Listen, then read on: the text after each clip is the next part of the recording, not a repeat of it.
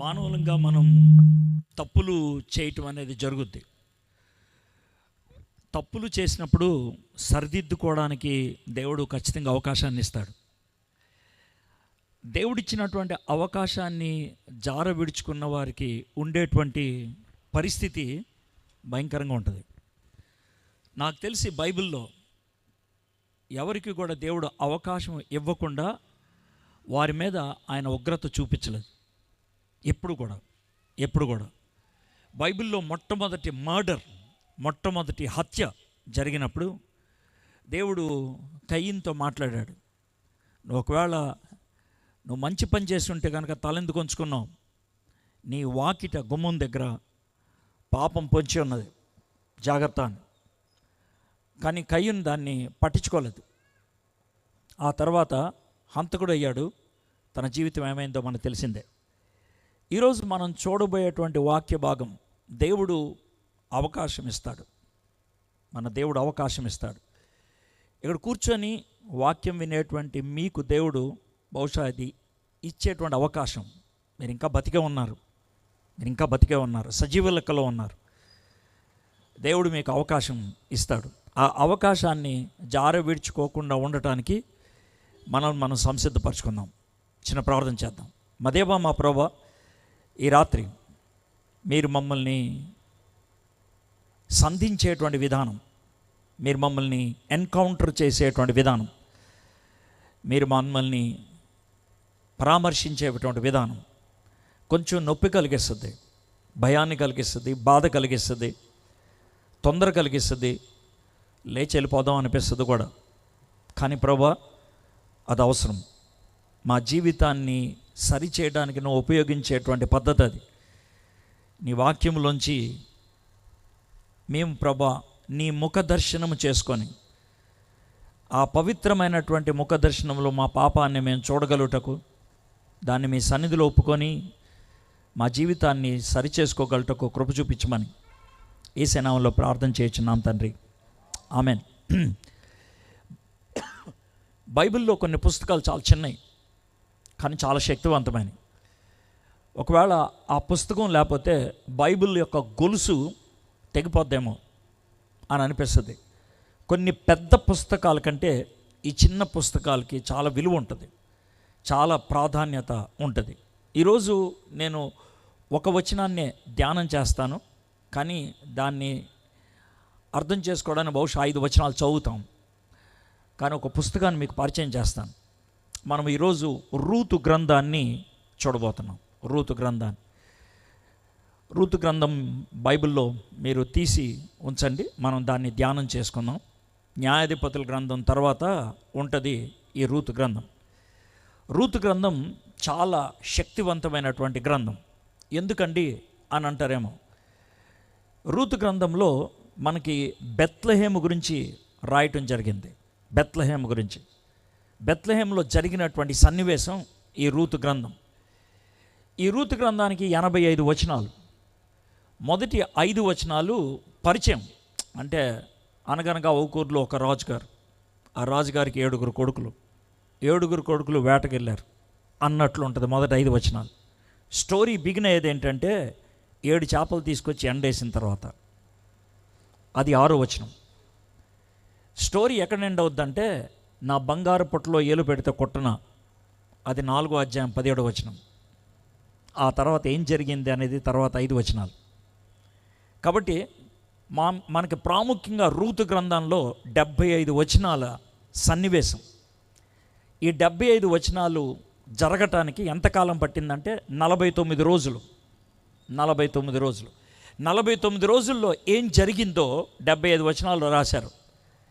అయితే మొదటి 5 వచనాలకి బహుశా 15 ఏళ్ళు పట్టి ఉండొచ్చు, చివరి 5 వచనాలకి 100 ఏళ్ళు పట్టి ఉండొచ్చు. కాబట్టి మొదటి 5 వచనాలు 15 ఏళ్ళు, చివరి 5 వచనాలకి 100 ఏళ్ళు.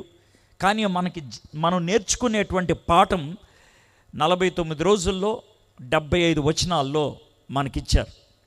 అదే రూతు ఏ విధంగా అభాగ్యురాలు ధన్యురాలైంది, ఏ విధంగా అన్యురాలు దేవుని చేత ప్రత్యేకించబడిందయింది, విధవరాలు ఏ విధంగా ఆశీర్వదించబడిందయింది, ఆమె చేసినటువంటి ఎంపిక ఈ 75 వచనాల్లో మనకు కనబడుతుంది. ఆ రూతు వంశములో వచ్చినటువంటి మనమడే దావీదు.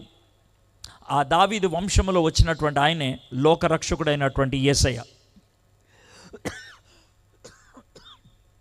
కాబట్టి ఈ రూతు గ్రంథం లేకపోతే బెత్లెహేం యొక్క ప్రాధాన్యత మనకు తెలిసిండేది కాదు. మనకు తెలుసు బెత్లెహేం ఎంత ప్రాముఖ్యమైందో. రూతు గ్రంథం జరిగినప్పుడు బెత్లెహేం చాలా చిన్నది. ఎంత చిన్నది అంటే బహుశా ఒక 150-200 మంది ఉండి ఉంటారేమో మనుషులు. చాలా చిన్న గ్రామం. ఆ చిన్న గ్రామంలో జరిగినటువంటి ఒక చిన్న సన్నివేశం మనకు బైబిల్లో ఒక పుస్తకంగా మన ముందు వచ్చి పడింది. ఈ పుస్తకంలో 4 అధ్యాయాలు. మొదటి అధ్యాయం ఆ ఊరిలోకి వచ్చింది రూతు. బెత్లెహేము పురములోకి వచ్చింది రూతు. ఇది మొదటి అధ్యాయం. రెండో అధ్యాయం బెత్లెహేము పురములోకి వచ్చిన రూతు బోయజు పొలములోకి వచ్చింది. ముందు పురములోకి వచ్చింది, తర్వాత పొలములోకి వచ్చింది. మూడో అధ్యాయం బెత్లెహేం బోయజు పొలములోకి వచ్చినటువంటి రూతు మూడో అధ్యాయంలో బోయజు పాదాల చెంత చేరింది. పాదాలు, మొదటిది పురము, రెండోది పొలము, మూడోది పాదము. ఇక నాలుగోది పాదాల చెంత చేరినటువంటి రూతు బోయజు పక్కన భార్యగా కూర్చుంది. ఈ విధంగా 4 అధ్యాయాల్లో చాలా స్పష్టంగా రూతు యొక్క జర్నీ, ప్రయాణం మనం చూడగలుగుతాం ఈ గ్రంథంలో. మీకు ఒక చిన్న పరిచయంలా చెప్తున్నా. బెత్లెహేంలో 3 ప్రేమ కథలు నడిచాయి. ఒకటి ప్రేమ కథ ముగిసింది, ఒకటి ప్రేమ కథ నడిచింది, ఇంకోటి ప్రేమ కథ మొదలైంది. మొదటిది ప్రేమ కథ ముగిసింది. ఈ ప్రేమ కథ చాలా పురాతనమైంది. ఇప్పటికీ 3800 సంవత్సరాల క్రితం జరిగినటువంటి ప్రేమ కథ. ఆ ప్రేమ కథలో ఓ దివ్యమైన వ్యక్తి కనబడతాడు. ఆ వ్యక్తి ఈరోజు మనం మాట్లాడుకునేటువంటి ఈ పెద్ద యుద్ధాలకు కేంద్రం అని చెప్పాలి, ఇశ్రాయేల్. ఆయన ముందు పేరు యాకోబు. యాకోబు గారు చాలా ప్రేమించి తాను ఇష్టపడ్డటువంటి భార్య రాహేల్, రేచల్, తాను చనిపోయింది బెత్లెహేంలో. అందుకే ఇప్పటికీ కూడా మీరు బెత్లెహేంకి వెళ్తే రేచల్ గారి సమాధిని మీరు చూస్తారు. ఒక ప్రేమ కథ ముగిసింది బెత్లెహేంలో. రెండోది ఒక ప్రేమ కథ నడిచింది బెత్లెహేంలో. అదే రూతు గ్రంథం. బోయజ్కి రూతుకి మధ్యన జరిగినటువంటి ప్రేమ కథ. ఆ ప్రేమ కథ ఫలితంగా వచ్చిందే దావీదు. అందుకే దావీదుని బెత్లెహేము పురములో పుట్టినవాడు అంటారు. దావీదు పురం అని చెప్తారు బెత్లెహేముని. యేసుక్రీస్తు ప్రభువారు అందుకే బెత్లెహేంలో పుట్టాల్సి వచ్చింది, దావీదు పురము కాబట్టది. ఇక మూడోది ప్రేమ కథ ఇక్కడ మొదలైంది. ఆ ప్రేమ కథ ఇంకా ముగిలా. ఆ ప్రేమ కథలో మీరు కూడా చేరటానికి అవకాశం ఉంది. అందుకే ఈరోజు చెప్తున్నాను ఆ ప్రేమ కథ గురించి. ఏంటంటే ఆ ప్రేమ కథ అంటే, దేవుడు మనల్ని ప్రేమించి ఆ ప్రేమకు నిదర్శనంగా, ఆ ప్రేమకు రుజువుగా, ఆ ప్రేమను మనకి చూపించటానికి, ప్రేమ కనపరచాలి, అయితే మాటల్లో లేకపోతే చేతల్లో. ఆ ప్రేమను కనపరచడానికి తాను ఒక ప్యాకెట్, ఒక బహుమానం బెత్లెహేంకి పోస్ట్ చేశాడు. అది బెత్లెహేంకి వచ్చింది.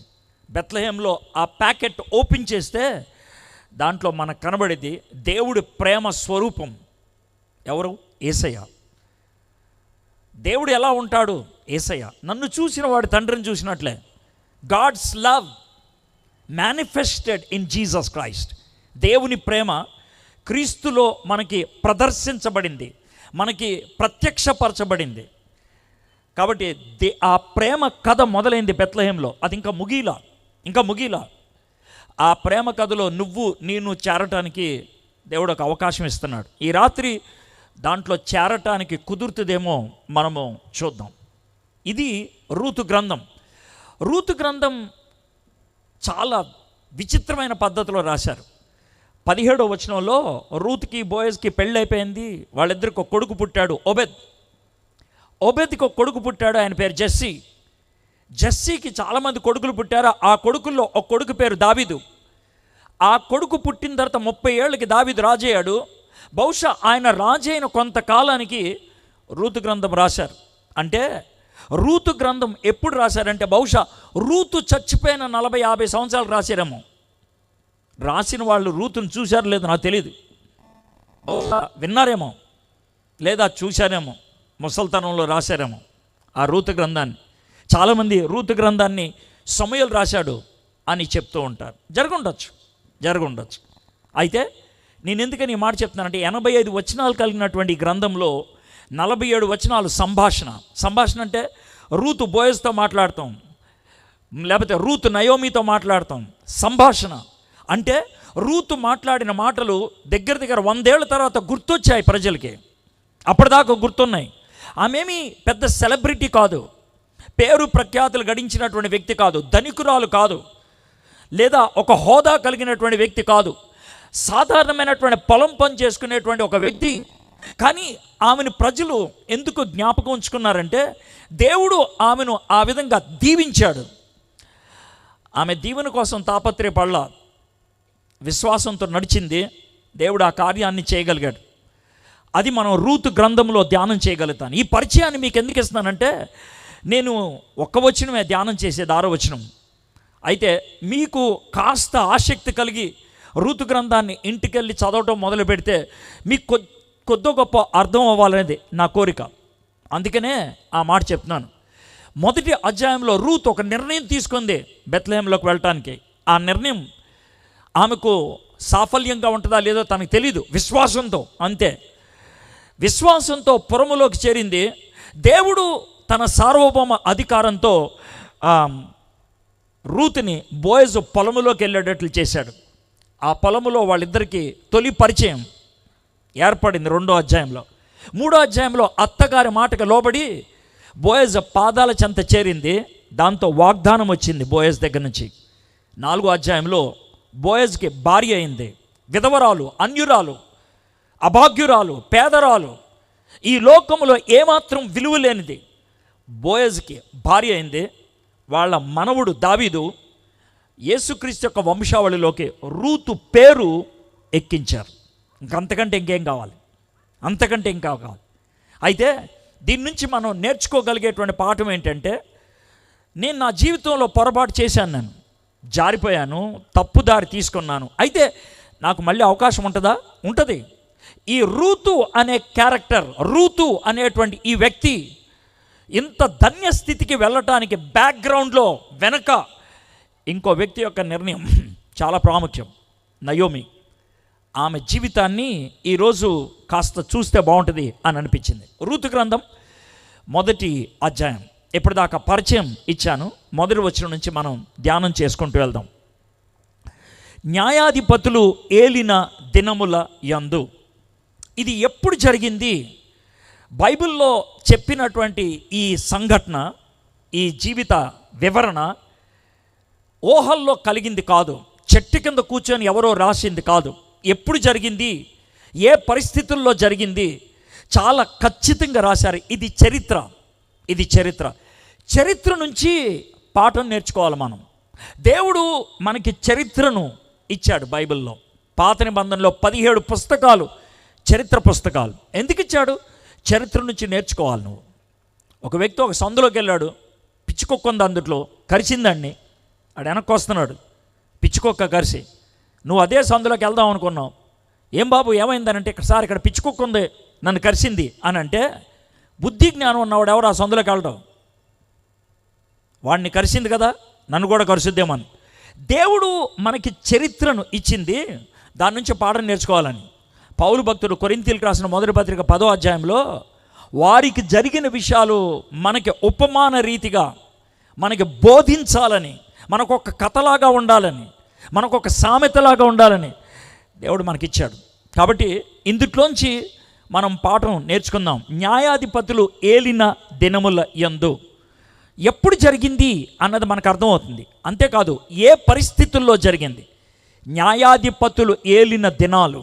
మనం కాలాల గురించి మాట్లాడుతూ ఉంటాం. కాలాల గురించి మాట్లాడినప్పుడు ఎన్టీ రామారావు గారి పరిపాలనలో రాజశేఖర రెడ్డి గారి పరిపాలనలో ఇలాగా మనం కాలాల గురించి మాట్లాడుతూ ఉంటాం. ఆ టైం గురించి ఎవరైనా రిఫర్ చేస్తే చాలా విషయాలు గుర్తొచ్చేస్తాయి, చాలా విషయాలు. అదేవిధంగా న్యాయాధిపతులు ఏలిన దినాలు అని అంటే మనకు ఒక విషయం గుర్తు రావాలి. ఏం విషయం గుర్తు రావాలండి? ఓ పేజీ వెనక్కి తిప్పండి, ఓ పేజీ. న్యాయాధిపతుల గ్రంథం 21వ అధ్యాయం కనబడుతుంది. దాంట్లో చివరి వచనం చదువుతాను, 25వ వచనం. ఆ దినములలో ఇశ్రాయేలీలకి రాజు లేడు, ప్రతి వాడును తన ఇష్టానుసారముగా ప్రవర్తించుచూ వచ్చును. అది పరిస్థితి. ఎవడి ఇష్టం వాడు జీవిస్తున్నాడు, ఎవడు కోరిక వాడు తీర్చుకుంటున్నాడు. ఒకళ్ళు ఎదురు చెప్పడానికి వీల్లేదు, ఒకళ్ళు సరిచేయడానికి వీల్లేదు, ఒకళ్ళు ఆటంకపరచడానికి వీల్లేదు. అధికారం లేదు అక్కడ. నా ఇష్టం, నాకేమనిపిస్తే అది చేస్తాను నేను, నా మనసులో ఏం తోస్తే అది చేస్తాను నేను. అది అక్కడ ఉన్నటువంటి ప్రవృత్తి. మీరు ఒకసారి ఆలోచించండి. కంట్రోల్, ఆధిపత్యం లేనటువంటి పరిస్థితులు ఎలా ఉంటుంది? ట్రాఫిక్ పోలీస్ లేకపోతే 4 రోడ్ల కోడలి దగ్గర ఎలాంటి పరిస్థితి ఉంటుంది? యాక్సిడెంట్ అవ్వచ్చు, అవ్వకపోవచ్చు, కానీ ఏది కదలదు, ఎవరు వెనక్కి తగ్గరు. నువ్వు కదులు, నేను ఇక్కడే ఉంటా, నువ్వు కదులు, నేను ఇక్కడే ఉంటా, నేను ఎందుకు దిగాలా, నేను ఎందుకు వెనక్కి వెళ్ళాలా? ఇది మనకుండేటువంటి వైఖరి. ఇది రోడ్డు మీద కాదు, మనకి ఇళ్లల్లో కూడా తల్లిదండ్రుల మాటలు వినటువంటి కొడుకులు కూతుర్లు ఉంటే ఆ కుటుంబంలో మనశ్శాంతి ఉంటుందా? ఆ కుటుంబంలో సుఖం ఉంటుందా? ఆ కుటుంబంలో సంతోషం ఉంటుందా? ఉండదు. ఇష్టారాజ్యం కొనసాగుతూ ఉంటుంది. అంత దాకెందుకు? భార్యాభర్తల మధ్యన సఖ్యత లేకపోతే, భార్యాభర్తల మధ్యన దేవుని యొక్క ఆధిపత్యం కొనసాగకపోతే, నా ఇష్టం నాది అని భార్య, నా ఇష్టం నాది అని భర్త జీవిస్తూ ఉన్నట్లయితే వాళ్ళ పరిస్థితి ఎలా ఉంటుంది? ఈరోజు ప్రపంచం అది. న్యాయాధిపతులు ఏలిన దినాల్లో ఏం జరుగుతుందో మనకు కూడా అదే జరుగుతుంది. మన పరిస్థితి కూడా అదే. నా ఇష్టం, నా పరిస్థితి ఇది, నాకు కావాల్సినటువంటి పద్ధతి ఇది, నేను ఈ విధంగానే జీవిస్తా, నేను ఈ పరిస్థితుల్లోనే ఉంటా. ఇది మనకుండేటువంటి స్థితిగతులు. ఆ స్థితిగతుల్లో ఏమైంది? న్యాయాధిపతులు ఏలిన దినములు యందు దేశములో కరువు కలగగా. దీంతో మీకు అర్థమైపోయి ఉండాలి ఆ లింక్ ఏంటి అనేది, కరువుకి కారణం ఏంటి అనేది. ఇష్టారాజ్యం కొనసాగుతున్నప్పుడు దేవుడే అనుమతించినటువంటి కరువు, దేవుడే పంపించిన కరువు అని చెప్పడానికి కూడా సంకోచించక్కర్లా. బైబిల్లో 13 సార్లు కరువు గురించి ప్రస్తావించారు, 13 సార్లు. ప్రతిసారి కరువు ఎందుకు వచ్చింది అని ఆలోచిస్తే ఆ కరువు వెనకాల మానవుడు చేసినటువంటి తప్పు కనబడుతుంది, మానవుడు జవదాటడం కనబడుతుంది, మానవుడు శృతి తప్పడం కనబడుతుంది. బహుశా ఇక్కడ కూడా అదే అనుకుంటా, దేవుడు తీసుకొచ్చినటువంటి కరువు. దీన్నే డిసిప్లిన్ అంటారు, క్రమశిక్షణ. దేవుడు సరిచేయడానికి తీసుకొచ్చింది. మన లైఫ్లో కొన్ని కరువు పరిస్థితులు ఉంటాయి. కరువు పరిస్థితులు అంటే సంపాదించినటువంటి జీతం సరిపోనటువంటి పరిస్థితి. వివాహం అవుతుంది, ఫలభరితమైనటువంటి పరిస్థితులు ఉండవు. కష్టపడి చదువుకుంటాం కానీ ఉద్యోగాలు రావు. మనము ఇల్లు కట్టుకోవడం మొదలు పెడతాం కానీ పూర్తి కాదు. వ్యాపారం చేయటం మొదలు పెడతాం కానీ లాభసాటిగా ఉండదు. లైఫ్లో ఒక విధమైనటువంటి ఎండిన పరిస్థితి ఉంటుంది. సేవకులకు ఉంటుంది, ఇది వాళ్ళకు కూడా ఉంటుంది. పరిచర్యలో డ్రైనెస్, ఎండిపోయినటువంటి స్థితి. ఆత్మీయ జీవితంలో కూడా ఇలాంటి డ్రైనెస్, ఈ విధంగా ఎండిపోయిన స్థితిగతులు మనకి కనబడుతూ ఉంటాయి. ఇది బహుశా దేవుడు మన జీవితాన్ని సరిచేయడానికి అనుమతించిందేమో. డ్రైనెస్, మనం పొరపాటు చేసావేమో, మనం కరెక్టే అనుకొని పక్కకి వెళ్ళామేమో, నేను చేసేది రైటే అనుకుంటూ పక్కకి వెళ్ళామేమో. దాన్ని సరిచేయడానికి దేవుడు క్రమశిక్షణ కోసం పెట్టాడేమో, లేదా దేవుడు మనం పెద్ద సమస్యల్లోకి వెళ్లకుండా ఉండటానికి అనుమతించాడేమో. Whatever it is. కానీ కరువు వచ్చినప్పుడు ఏం చేయాలి? సమస్య వచ్చినప్పుడు ఏం చేయాలి? ఒక పండితుడు ఈ విధంగా అన్నాడు, మానవుడికి సమస్య వచ్చినప్పుడు ఈ రెండిట్లో ఏదో ఒకటి వాడతాడు అన్నాడు. అయితే మోకాలు వాడతాడు, లేకపోతే అరికాలు వాడతాడు అన్నాడు. ఏంటి సార్ అదనంటే, అరికాలు వాడేవాడు పారిపోతాడు, మోకాలు వాడేవాడు ఆగిపోయి దేవుణ్ణి ఆశ్రయిస్తాడు. ఈ రెండిట్లో ఏదో ఒకటి జరుగుద్ది. కొంతమంది పారిపోయేవాళ్ళు, కొంతమంది ప్రభువుని సహాయం అడిగేవాళ్ళు. మరి మీరు ఏం చేస్తారు? పారిపోయేవాళ్ళు చాలా దూరం పారిపోతారు. వాళ్ళు పారిపోయేటువంటి పరిస్థితి ఎక్కడికి తీసుకెళ్తుందో తెలియదు. దే రన్ అవే, పారిపోతారు. They run away. బైబిల్లోంచి ఒక ఎగ్జాంపుల్ చెప్తాను నేను, ఆ విధంగా పారిపోయినటువంటి వ్యక్తి గురించి. ఇక్కడ వీళ్ళు కూడా పారిపోయారు. ఏలిన దినముల్లో దేశంలో కరువు కలగగా యోదా బెత్లెహేము నుండి ఒక మనుష్యుడు తన భార్యను తన 2 కుమారులను వెంట పెట్టుకొని మోయాబు దేశమున కాపురం ఉండేటకు వెళ్ళాను. దేవుడు ఐగుప్తీ సామ్రాజ్యాన్ని నుంచి తీసుకొని ఇక్కడ తీసుకొచ్చాడు. ఇక్కడ ఉండండిరా మీరని దేవుడు వాగ్దానం చేసిన దేశం. అక్కడ కరువు వచ్చింది. అయితే వాళ్ళు ఏం చేశారు? కరువు వచ్చిందని దేవుడు ఎక్కడికి వెళ్ళొద్దంటాడో అక్కడికి వెళ్ళిపోయారు వాళ్ళు. దేవుడు ఎక్కడికి వెళ్ళొద్దంటారో అక్కడికి వెళ్ళిపోయాడు. They went there. అయితే ఇది చాలాసార్లు జరిగింది అలాగా. మీకు బైబిల్లో ఆ విధంగా పారిపోయినటువంటి మరో వ్యక్తి ఎలాంటి దుస్థితిలోకి వెళ్ళిపోయాడో ఒక్క క్షణం చూపిస్తా. ఆ వ్యక్తి చాలా మహానుభావుడు. ఆ వ్యక్తి గొప్ప నిర్ణయాలు తీసుకునేటువంటి వాడు. ఆ వ్యక్తి మనందరికీ ఆదర్శమూర్తి, నేను కాదనట్లా. కానీ ఆ క్షణాన్న ఆయన తొందరపాటులో పారిపోవటం బట్టి జరిగిందేంటి అనే దాన్ని చూద్దాం. ఎవరు సార్ ఈయన అంటే, ఆదికాండం 12వ అధ్యాయంలో అబ్రహామును చూస్తాం. అబ్రహాము చాలా గొప్ప నిర్ణయం తీసుకున్నాడు. మొదటి 3 వచనాల్లో దేవుడు, నీ దేశాన్ని వదిలేయి, నీ ప్రజల్ని వదిలేయి, నేను చూపించే దేశానికి వెళ్ళు, నిన్ను గొప్ప జనాంగంగా చేస్తాను, నీ సంతతిని ఆశీర్వదిస్తాను, నీ ద్వారా ప్రపంచమంతటిని దీవిస్తాను నేను. దేవుడు గొప్ప వాగ్దానం ఇచ్చాడు. దాన్ని నమ్మాడు. దేశాన్ని వదిలేసి వచ్చాడు, ప్రజలను వదిలేసి వచ్చాడు. ఆయన రావటమే కాదు, దేవుడు చూపించిన దేశానికి వచ్చి అక్కడ ఒక బలిపీఠాన్ని కట్టి యెహోవా నామాన్ని ఆయన ఘనపరిచాడు. నువ్వు నన్ను ఇక్కడికి తెచ్చావు, ఇది నీ కార్యం అని దేవుణ్ణి ఘనపరిచాడు. చాలా గొప్పోడు అబ్రహాం. అప్పటికి అబ్రహాం అని పేరు పెట్టలే ఆయనకి, అబ్రహాం అన్నారు. అబ్రహాం అంత గొప్పోడు. అయితే ఆ తర్వాత ఏం జరిగింది? 8వ వచనంకి వచ్చేప్పటికి కరువు వచ్చింది. 12వ అధ్యాయంలో కరువు వచ్చినప్పుడు ఏం చేస్తే బాగుండేది? అబ్రహాం ఏం చేశాడు? దేవా, నువ్వు నన్ను ఇక్కడికి రమ్మన్నావు, ఈ దేశాన్ని చూపించావు, ఈ దేశంలో నాకు అన్నీ అనుగ్రహిస్తున్నావు, నాకు పెద్ద పశు సంపత్తి ఉంది, నాకు 2-3 వేల మంది పనోళ్ళు ఉన్నారు, వీళ్ళందరికీ బ్రతకడానికి ఇక్కడ వర్షాలు లేవు, ఇక్కడ కరువు వచ్చింది, ఏం చేయమంటావు ప్రభా అని అడుగుండాల్సింది. అడగలా. సొంత నిర్ణయం తీసుకొని ఒక 5-6 రోజుల ప్రయాణం వెళ్ళిపోయాడు ఐగుప్తు దేశానికి. ఆ దేశంలోకి వెళ్ళి కొంచెం ముందుకెళ్ళంగానే ఆ ఊర్లో చాలామంది యవ్వన అమ్మాయిలు కనబడ్డారు ఆయనకి. చూశాడు, అమ్మాయిలను చూసి తన భార్యను చూశాడు. తన భార్యకి అప్పటికి 65 ఏళ్ళు, ఈయనకి 75 ఏళ్ళు. 65 ఏళ్ల తన భార్యని, ముసలి భార్యను చూసి మన భాషలో అన్నాడు, ఆ యవ్వన అమ్మాయిల కంటే నువ్వే అందంగా ఉన్నావు. ఎవరికైనా చాలా హ్యాపీగా ఫీల్ అవుతారు, చాలా హ్యాపీగా. అలాగే హ్యాపీగా ఫీల్ అయింది. కొంచెం దూరం నడిచిన తర్వాత వాళ్ళ పని వాళ్ళందరూ, మీరు ముందుకెళ్ళిపోండి, మీ ఇద్దరం మాట్లాడుకోవాలి అని అంటే అందరూ ముందుకెళ్ళిపోయారు. వీళ్ళిద్దరే నెమ్మదిగా నడుచుకుంటూ వస్తున్నారేమో. షారా, చెప్పండి, నువ్వు చాలా అందంగా ఉంటావు, చెప్పారు కదండి, చాలా థ్యాంక్స్ అండి, కానీ నువ్వు నాకు చిన్న సహాయం చేసి పెట్టాలి. ఏంటండి అది? నా కోసం ప్రాణభిక్ష ఇవ్వాలి. అదేంటిది అలా అడుగుతారేంటి? అలాంటి మాట అనొద్దు ప్లీజ్, నువ్వు నాకు సహాయం చేయాలి. చెప్పండి, ఏం చేయమంటారు? ఏం లేదు, నిన్నెవరైనా ఈయనెవరు అని నన్ను చూపించి అడిగితే మా అన్నయ్య అని చెప్పాలి నువ్వు. అంటే మీరు ఒకప్పుడు నాకు అన్నయ్యే, మీరు పుట్టిన తల్లి వేరు, నేను పుట్టిన తల్లి వేరు, కానీ మన ఇద్దరం అన్న తమ్ముళ్ళు చెల్లెలు అవుతాం. ఒకప్పుడు మీరు నాకు అన్నయ్య, కానీ ఇప్పుడు నేను నీకు భార్యను కదా, అలా ఎలా చెప్పగలను నేను? చెప్పాలమ్మా నువ్వు. సరే చెప్తాను. చెప్తే ఏమవుద్ది? చెప్పకపోతే ఏమవుద్ది?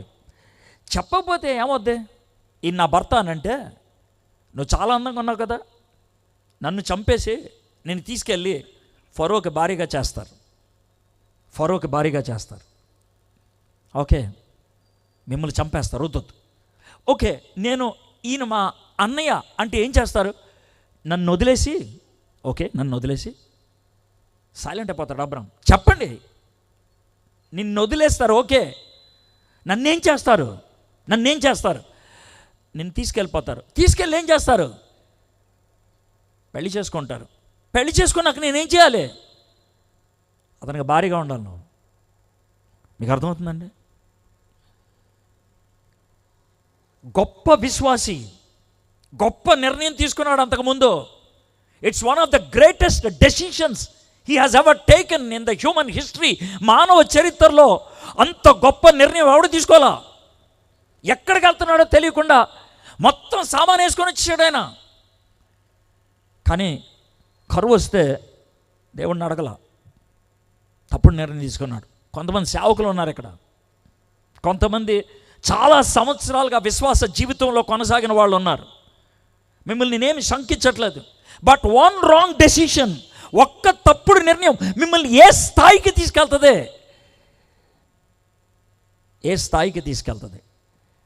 పరాయి వాడికి భార్యను అప్పగించే పరిస్థితికి వచ్చేసాడు, తన జీవితాన్ని కాపాడుకోవడానికే, తన ప్రాణాన్ని కాపాడుకోవడానికి. నేను అబ్రాహాముని కించపరిచి మాట్లాడతాను చేయట్లేదు. నేను దీన్ని ఎందుకు తీసుకున్నాను ఉదాహరణ అంటే, నీ జీవితంలో కష్టాలు వస్తాయి, నీ జీవితంలో శ్రమలు ఉంటాయి, నీ జీవితంలో కఠిన పరిస్థితులు ఉంటాయి. ఆ పరిస్థితుల నుంచి పారిపోదాం అనుకోవటం దేవుడి దగ్గర నుంచి పారిపోవడమే. ఆ పరిస్థితులు దేవుడు నెలకొల్పినట్లయితే, ఆ పరిస్థితులు దేవుడు ఆశించిందైతే, ఆ పరిస్థితుల ద్వారా దేవుడు నీ జీవితాన్ని సరిచేయదలుచుకుంటే, అక్కడి నుంచి వెళ్ళిపోవటం అనేది దేవుడి నుంచి పారిపోవటమే. గుర్తుపెట్టుకోండి, దేవుడి చేతిలో పడటం మేలు దేవుని చేత విడవబడటం కంటే. దేవుడు వదిలేసాడు అనుకోండి, మనకి కాస్త స్వేచ్ఛ అనిపిస్తుంది, కానీ ఆ స్వేచ్ఛ ఎక్కడికి తీసుకెళ్తుంది? నరకానికి. గాలిపటానికి దారం ఉంటుంది.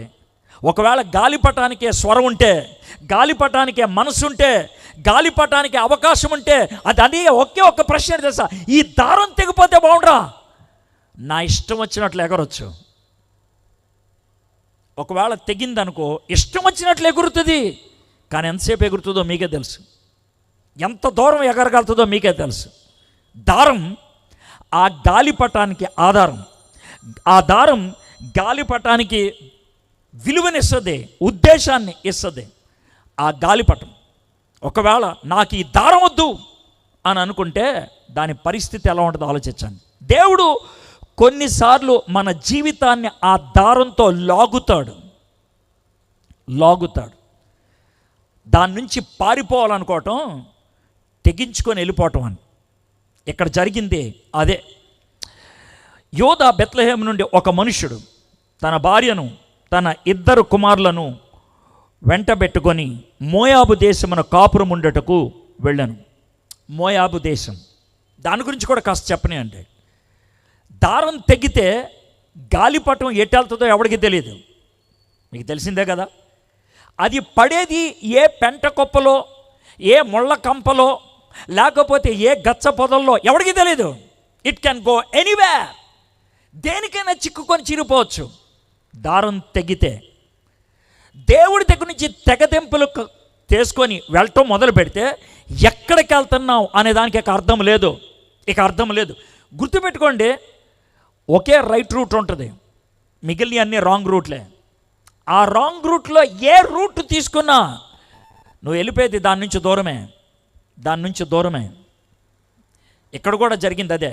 వాళ్ళు దేవుడు ఉండమన్న చోట ఉండకుండా తెగతెంపులు చేసుకొని వెళ్ళిపోదాం అనుకున్నారు. ఎక్కడికి వెళ్ళారంటే ఎవరు వెళ్ళకూడదు అనుకునే ఊరిలోకి వెళ్ళారు. వాళ్ళు ఎవరు వెళ్ళకూడదనే ప్రదేశానికి వెళ్ళారు, మోయాబ్. ఈ మోయాబీలు ఎవరో తెలిస్తే, ఏంటి సార్ వాళ్ళు అక్కడికి ఎందుకు వెళ్ళారు సార్, ఆ దేశానికి ఎందుకు వెళ్ళారు సార్ అనే మాట అంటారు మీరు. మోయాబీలు ఎవరో మీకు చెప్పాలి. ఆదికాండం 18వ అధ్యాయంలో దేవుడు అబ్రహాముని దర్శించడానికి వచ్చాడు మమ్రే అనే ప్రాంతంలో. అబ్రహాము విందు చేసి దేవుడికి పెట్టాడు.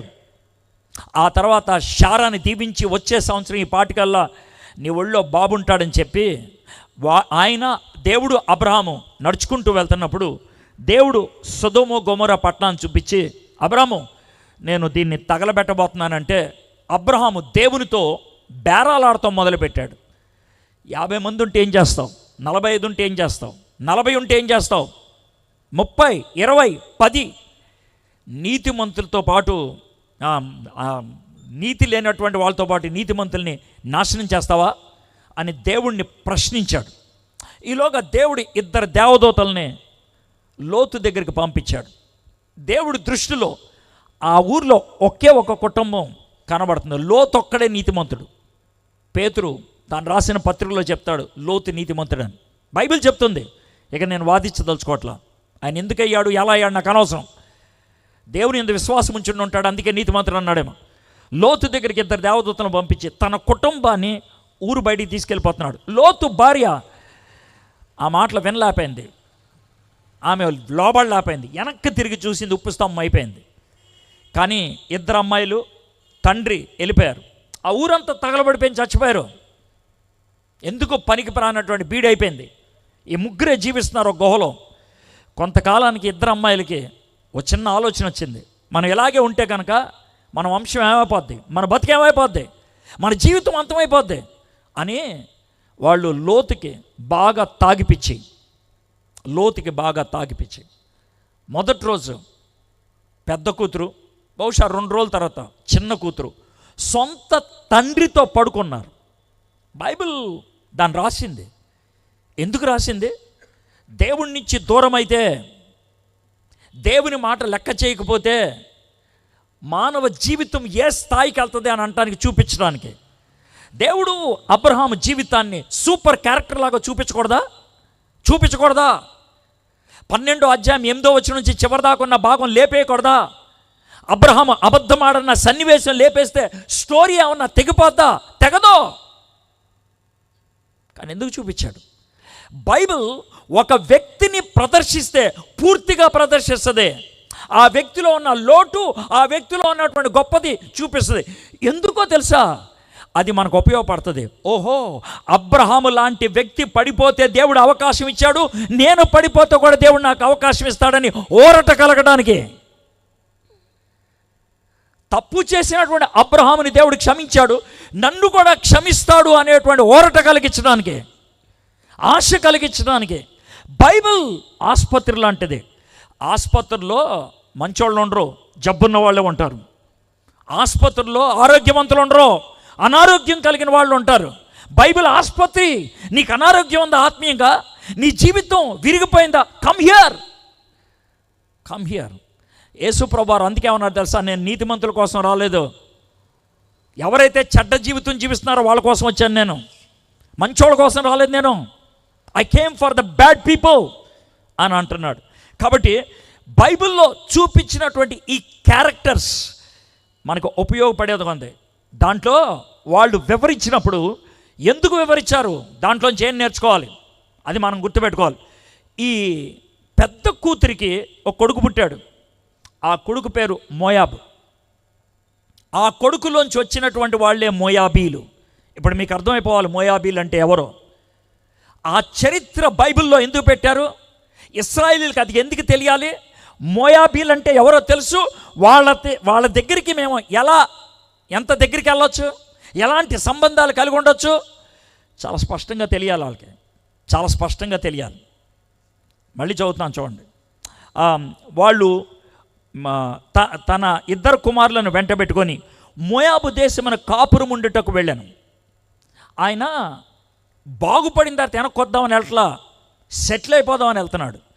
చాలామందికి ఉండేటువంటి తప్పుడు అవగాహన ఏంటంటే లైఫ్లో సెటిల్ అయిపోవాలి.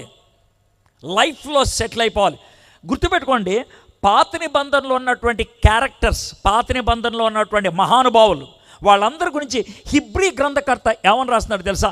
ఈ లోకములో వాళ్ళు పిలిగ్రిమ్స్ అంటే ప్రయాణం చేసేవారిలాగా బతికారంట. అంటే ఇది మా ఇల్లు, ఇది నేను ఇక్కడ ఉండిపోతా అని జీవించలా. వాళ్ళ బతుకు సూట్ కేసులో పెట్టుకొని బతికారు వాళ్ళు. వాళ్ళ బతుకు నేను ఇక్కడ ఉన్నాం, నేను ఎంత సంపాదించినా ఏది సాధించినా తప్పేం కాదు, కానీ అది నా గుర్తింపు కాదు, అది నా అంతిమ గమ్యం కాదు. అక్కడికి వెళ్ళాలి నేను. అది మర్చిపోకూడదు. దాంట్లో ఏది కలుపుకోగలిగితే దట్స్ ఫైన్. ఒకసారి ఆలోచించుకోండి. ఒకడు ప్రపంచమంతా గెలిచి తన ప్రాణాన్ని కోల్పోతే ఏం లాభం అని యేసు ప్రభు ఎందుకు అనాల్సి వచ్చింది? మనలో చాలామంది అది మన కోరికలన్నీ తీర్చుకుంటాం, మన ఆశయాలన్నీ తీర్చుకుంటాం, తప్పు కాదు.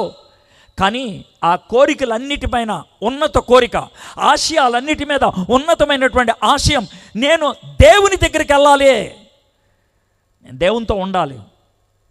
అది లేకపోతే గుర్తుపెట్టుకోండి, మీరు జీవించేది ఈ లోకంలో 70, 80, 90, 100 ఏళ్ళు. కానీ ఆ తర్వాత చనిపోతారు. నేను కూడా అంతే. ఆ తర్వాత వెళ్ళేటువంటి లోకం ఎప్పుడూ ఉంటుంది. దానికి అంతం లేదు.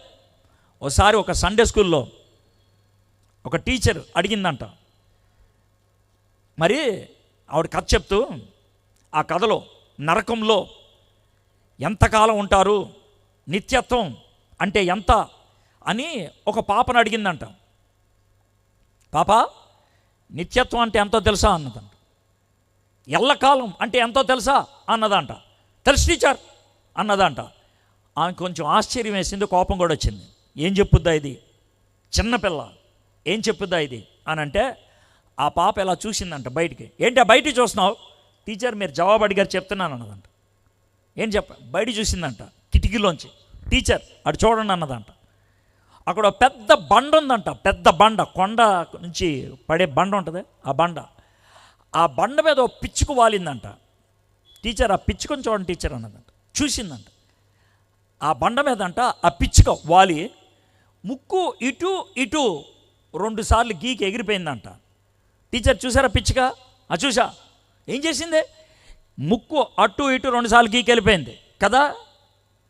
ఇలాగా సంవత్సరానికి ఒకసారి ఈ పిచ్చుకొచ్చి ఇటు అటు గీకితే ఈ బండరాయి అరిగిపోవడానికి ఎంత టైం పట్టుద్దో అంత టైం అన్నదంట. అర్థమైందండి? సంవత్సరానికి ఒకసారి ఇటు అటు గీకి వెళ్ళిపోయి, మళ్ళీ సంవత్సరం తర్వాత వచ్చి ఇటు అటు గీకి వెళ్ళిపోయి, అలాగ సంవత్సరానికి ఒకసారి గీకి వెళ్ళిపోతే ఈ బండరాయి మొత్తం అరిగిపోవడానికి ఎంత టైం పట్టుద్దో అదండి నిత్యత్వం టైం అంటే. టీచర్కి ఏం చెప్పాలో అర్థం కాల. దాన్ని మనం మనసులో పెట్టుకోకుండా క్షణికమైనటువంటి ఆనందం కోసం, ప్రస్తుత కాలంలో తృప్తి కోసం మనం తీసుకునేటువంటి నిర్ణయాలు, మనం చేసేటువంటి పనులు ఇలాగే ఉంటాయి. మోయాబు దేశంకి వెళ్ళిపోయి కాపురం అన్నారు. ఇంతకీ వాళ్ళు ఎవరు? వాళ్ళ పేర్లు రెండో వచనం రాస్తున్నారు. ఆ మనుషుని పేరు ఎలి మెలక్. అది హీబ్రూ పేరు, ఎలి మెలక్. ఈ పేరు అర్థం ఏంటో కూడా చెప్తే బాగుంటుంది. మనకి తెలుగులో పేర్లు పెడతారు ఏమంటే సుహాసిని. నేను ఒక పేరు గుర్తొచ్చింది చెప్పా, సుహాసిని. సు అంటే మంచిని, హాసిని అంటే సంతోషం, నవ్వు, మంచి నవ్వు కలిగింది సుహాసిని. సంతోషి, ఎప్పుడు కూడా సంతోషంగా ఉండేది. అర్థమైందా? రవి అంటే సూర్యుడిలాగా వెలిగేవాడు. ఈ విధంగా మనం ఒక మనిషికి పేరు పెట్టినప్పుడు ఆ పేరు తగ్గ జీవితం ఉంటుంది అనుకుంటాం. ఎవరికైనా ఏంజల్ అని పేరు పెడితే ఆ ఏంజల్ అనే అమ్మాయి వికృతంగా నల్లగా చూస్తే కనుక రాత్రి కల్లోకి వచ్చేట్లాగా ఉంటే, నీ పేరేంటమ్మా అంటే ఏంజల్ అంటే ఎలా ఉంటుంది?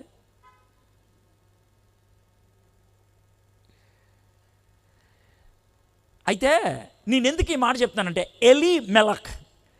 ఎలి అంటే దేవుడు, ఎలి అంటే దేవుడు వాళ్ళ భాషలో. ఎలాయ్ దేవుడు, ఎలాయ్ లామా సబక్తాని, నా దేవా ఎందుకు నా చేయి విడిచావు యేసు ప్రభు అన్నారే. ఎలాయ్ అంటే దేవుడు. మెలక్ అంటే రాజు. ఎలి మెలక్ అంటే అర్థం ఏంటి తెలుసా? దేవుడే నా రాజు. ఈయన పేరు పెట్టుకుంది ఏంటంటే దేవుడే నా రాజు అని. కానీ ఈయనకి రాజు ఎవరు? ఈయనే, దేవుడు కాదు. ఆయనే నిర్ణయాలు తీసుకుంటాడు. ఆయనే. మన పేరుకు తగ్గ జీవితం మనకి ఉండదు. సరే, ఆ మనుషుని పేరు ఎలిమెలక్. అతని భార్య పేరు నయోమి. నయోమి అంటే అర్థం ప్రసన్నత. నయోమి అంటే ప్రసన్నత. భర్త పేరేమో దేవుడే నా రాజు, భార్య పేరేమో ప్రసన్నత. వాళ్ళకి 2 కుమారులు పుట్టారంట, మహ్లోను, కిల్యోను. ఈ పేర్లు కొన్ని విచిత్రమైన పేర్లు. ఆ 2 పేర్లకి అర్థం ఏంటనంటే, ఒక ఆయనకి పేరుకి అర్థం పనికి మాలినవాడు, ఇంకొక ఆయన పేరు జబ్బు. ఎందుకు పెట్టుండి ఉంటారు ఆ విధంగానే? 1979లో, మీలో పెద్దోళ్ళకి తెలుసుద్ది, 1979లో ఒక అమెరికా ఆకాశ నౌక, అంటే అంతరిక్షంలో తిరుగుతూ ఉంటుందే, అది కక్ష దాటి బయటకు వచ్చింది. బయటకు వచ్చేసి అది ఎక్కడో చాట భూమి మీద పడుతుంది, అది ఏ ఊరి మీద పడితే ఆ ప్రాంతం అంతా కలిగిపోద్ది అని చెప్పారు 1979లో. అయితే అమెరికా వాళ్ళు ఏం చేశారంటే దానికి గీతలు గీసి ఏ ఊరి మీద నుంచి వస్తుందా అన్నట్లు రాసుకుంటూ వచ్చారు. అయితే నిజామాబాద్, కరీంనగర్ ఆ ప్రాంతాల్లో అది పడుతుంది అన్నట్లు చెప్పారు అప్పుడు. ఆ విధంగా పడుతుంది అన్నటువంటి దాని పేరు స్కైల్యాబ్. స్కైల్యాబ్ అర్థమైందా? అయితే మొన్నే నేను ఒక బైబిల్ చరిత్ర క్లాస్కి వెళ్తే అక్కడ ఒక కుర్రోడిని కలిశాను. ఆయన కుర్రోడు అంటే కుర్రోడు కదా, పెద్దోడు 40 ఏళ్ళు ఉంటాయి ఆయనకి, అర్థమైందా? 40 ఏళ్ళు. అతను బైబిల్ కాలేజీలో చరిత్ర ప్రొఫెసర్, లెక్చరర్. బాబు నీ పేరేంటంటే స్కైల్యాబ్ అని అన్నాడు ఆయన. ఓ అప్పుడు పుట్టావంటే, అవునన్నా ఎగ్జాక్ట్లీ ఆ సంవత్సరమే పుట్టా అన్నాడు. స్కైల్యాబ్ అంటే ఆ విధమైనటువంటి భయంకరమైనటువంటి ఉపద్రవం ఉన్నప్పుడు దాన్ని గుర్తుపెట్టుకుంటారు స్కైల్యాబ్ అనేసి. బహుశా వీళ్ళకి జబ్బు, పనికిమాలోడు అని ఎందుకు పేరు పెట్టుకుని ఉంటారంటే ఆ కరోనా టైంలో పుట్టారు, ఆ కరువు కాలంలో పుట్టారు వీళ్ళు, అందుకని వాళ్ళకి ఆ పేరు పెట్టుకున్నారు. అర్థమైందా? మన పూర్వకాలంలో పెంటయ్య ఇలాంటి పేర్లు పెడతారే, ఎందుకు పెడతారు అని అంటే ఆ విధమైనటువంటి పరిస్థితుల్లో వాళ్ళు పుట్టిండి ఉంటారు. బహుశా వేరు వేరు కారణాలు ఉండొచ్చు. ఆ విధంగా వీళ్ళకి కూడా అంతే, ఆ విధంగా పేర్లు పెట్టారు. అయితే ఏం జరిగింది, ఆ మనుష్యుని పేరు ఎలిమెలక్, అతని భార్య పేరు నయోమి, అతని 2 కుమారుల పేరు మహ్లోను, కిల్యోను. వారు యోధా బెత్లెహేము వారైన ఎఫ్రాతీయులు. ఎఫ్రాతీయులు అంటే రిచ్ పీపుల్, ధనిక వర్గానికి చెందిన వాళ్ళు. హైదరాబాద్ మాది అంటే కొంచెం గర్వంగా ఉంటుంది. హైదరాబాద్లో బంజారా హిల్స్ అంటే సూపరం లెవెలే వేరు. వీళ్ళు యోధా దేశం చెందిన వాళ్ళు అంటేనే ఒక లెవెలు. దాంట్లో మేము ఎఫ్రాతీయులము, రిచ్ పీపుల్, బాగా ఆస్తి ఉన్నటువంటి వాళ్ళు, ఒక హోదా, ఒక స్థాయి ఉన్నటువంటి వాళ్ళు. అందుకని ఈ వివరణ అంతా ఇచ్చారు. ఎఫ్రాతీయులు వారు మోయాబు దేశమునకు వెళ్ళి అక్కడ కాపురం ఉండిరి. అయితే ఈ స్టోరీ 5వ వచనం దాకా చదివితే అక్కడికి వెళ్ళిన తర్వాత వాళ్ళు మొత్తం ఉన్నది 10 ఏళ్లే. ఈ 10 ఏళ్ల లోపల ఈ 2 కొడుకులకి పెళ్ళయింది. 10 ఏళ్ల లోపల 2 కొడుకులకి పెళ్ళయింది. అంటే వీళ్ళు బెత్లెహేం వదిలేసి మోయాబుకి వెళ్ళేటప్పటికి కొడుకులకి 18 నుంచి 20 ఏళ్ళు ఉంటాయి. చిన్నవాళ్ళేం కాదు వాళ్ళు, 18 నుంచి 20 ఏళ్ళు కొడుకులు. ఈ ఎలిమెలక్కి, నయోమికి 50 ఏళ్ళు దాటి ఉంటాయి. 50 ఏళ్ళు దాటి ఉంటాయి. ఆ వయసు మనం అర్థం చేసుకోవాలి. ఎందుకనంటే నయోమి ఏమంటుంది తెలుసా, ఇదే అధ్యాయంలో 9-10 వచనాల్లో, నాకు కడుపులో ఇంకా పిల్లలు లేరు, నేను ముసల్దాన్ని అని అంటుంది. అప్పటికి 60 ఏళ్ళు వచ్చేసినాయి అట్లా, ఆ విధంగా అంటుంది. సో కాబట్టి ఇది పరిస్థితి. 50-55 ఏళ్ళు ఆ వయసులో ఉన్నటువంటి ఎలిమెలక్ 18-20 ఏళ్ళు కలిగినటువంటి కొడుకుల్ని తీసుకొని ఆయన బయటికి వెళ్ళేటప్పుడు నిర్ణయం ఎవరిదైనా ఉంటుంది. ఎందుకని చెప్తాను ఈ మాట, తండ్రి ఒకరోజు కూర్చొని, బాబులు మహ్లోను, కిల్యోను, డాడీ చెప్పండి, అమ్మ నయోమి అండి చెప్పండి, మరే మన వ్యాపారం అంతా దెబ్బతినేస్తున్నామ్మా, ఇక్కడ పరిస్థితులు బాగలేవు, కొనుక్కునేవాడు ఎవడు లేడు ఇక్కడ, మన వ్యాపారానికి ఈ పరిస్థితులు పనిచేయవు అంటే ఏం చేద్దామండి. నేను కొంచెం ఎంక్వైరీ చేశాను అంతా. ఏమోనండి, ఏం లేదు, ఇక్కడ నుంచి 90 కిలోమీటర్లు వెళ్తే మోయాబ్ అనేటువంటి ప్రాంతంలో పరిస్థితులు బాగున్నాయంట, మనం అక్కడికి వెళ్ళిపోదామా. ఒక్కడే తీసుకున్నాడు నిర్ణయం, అయ్యి ఉండొచ్చు, మొత్తం అంతా వెళ్ళిపోయారు కుటుంబం. మనం స్టోరీ తర్వాతలోకి వచ్చేప్పటికి 3 మగవాళ్ళు చచ్చిపోయారు. నేను ఎందుకు ఈ మాట చెప్తున్నానంటే, నువ్వు తీసుకున్న నిర్ణయం కావచ్చు, మీ ఇంట్లో ఎవరో ఒక్కళ్ళు తీసుకున్న నిర్ణయం కావచ్చు. ఆ నిర్ణయం గుర్తుపెట్టుకోండి, నీ ఒక్కొక్కరికే కాదు, అనేక మంది మీద ప్రభావం చూపించగలుగుతుంది. అనేక మంది, ఒక కుటుంబంలో ఒక భర్త భార్యని కొట్టి చిత్రహింసలు పెడితే కుటుంబం అంతా కూడా ఆ బాధను అనుభవించదా? లేదా ఒక కొడుకు తాగుపోతే డబ్బులన్నీ వృధా చేస్తే కుటుంబం మీద ప్రభావం చూపించదా? ఒక కూతురు ఇంట్లో చెప్పకుండా పారిపోతే ఎవరితోనైనా ఇల్లంతా కూడా దాని ప్రభావంలో ఉండదా? ఒక్కళ్ళు తీసుకున్న నిర్ణయం కుటుంబం మీద ప్రభావం చూపుద్ది. ఎలీమెలకు బహుశా తీసుకున్నాడేమో ఒక్కడే, దానికి పర్యవసానం అనేక మంది మీద పడాల్సి వస్తుంది, అనేక మంది మీద. ఎందుకని ఈ మాట చెప్తున్నాను తెలుసా?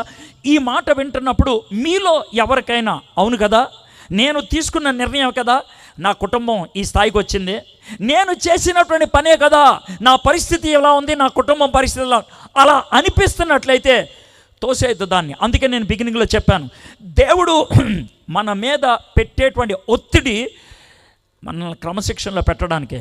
నేను చెప్పేటువంటి ఈ పద్ధతిలో మీకు నొప్పి కలుగుద్ది, మీ హృదయానికి కొంచెం పోరాటం అనిపిస్తుంది, మీకు వినబుద్ధి కాదు, మీ గతం గుర్తొచ్చి బాధ కలుగుద్ది.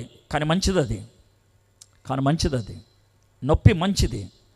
ఆ నొప్పి లేని స్థితిలోకి తీసుకురావడానికి దోహదపడుతుంది. ఈరోజు మధ్యాహ్నం నా మిత్రుడు ఒక ఆయన కాల్ చేసి, నాకు బాగా సన్నిహితుడు అమెరికాలో ఉంటాడు, ఆయన గురించి చెప్తే నేను షాక్ తిన్నాను. ఎవరికి చెప్పలేదు ఆయన.